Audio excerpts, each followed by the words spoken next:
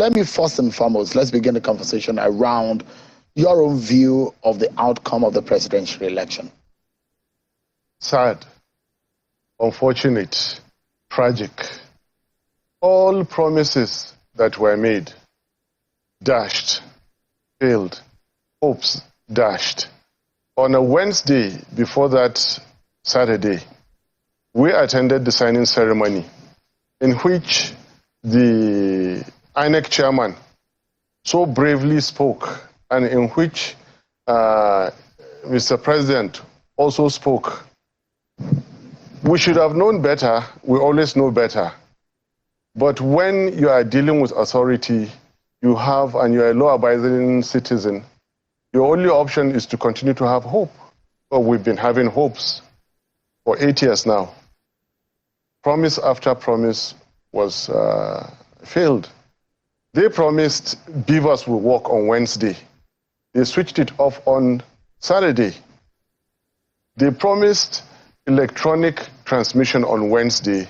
They failed it on Saturday. Mr. President said all he could, but all we have to do is to look at their antecedents and just come out and say the truth. These are people who just practically do not even know what they are promising. They promised better security for Nigeria. 8 years now have not been able to. Better economy, no. Fight corruption. Nigeria is the most corrupt era for Nigeria now. And therefore, if they failed to deliver the credible elections that they promised, it should come as little wonder to us. However, they're still calling it a credible election, which reinforces my belief that, clinically speaking, they don't even know what they're doing. They just say things in the air. Credibility, they have honor, they have zero honor, they say they have honor. They force people to say that they are leaving behind a legacy. What legacy are you leaving behind with all the poor state that Nigeria is in? That is my view. But let's keep that aside and go to what is really facing Nigeria now, if you would. Can I go ahead? Yeah. Just, I'd like to just get one or two things off the table. You mentioned this, it looks to me that you generalize the issues, but Nigerians would like to know in what areas that you have your disappointment about the process. Is it with INEC? Is it with the beavers?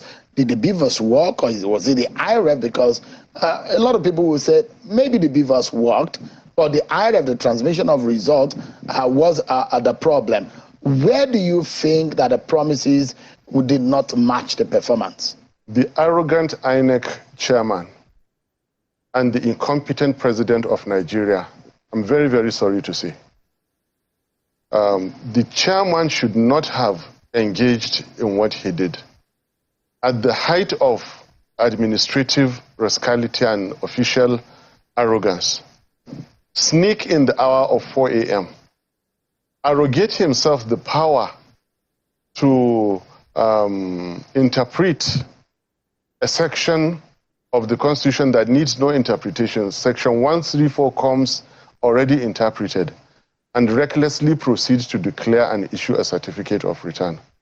And our dear Mr. President, who is probably paying back a promise that Tinubu extracted from him way back in 2014, when they added their money and their votes for him to become president of Nigeria way back then. And now they reminded him, you promised to give it back to us.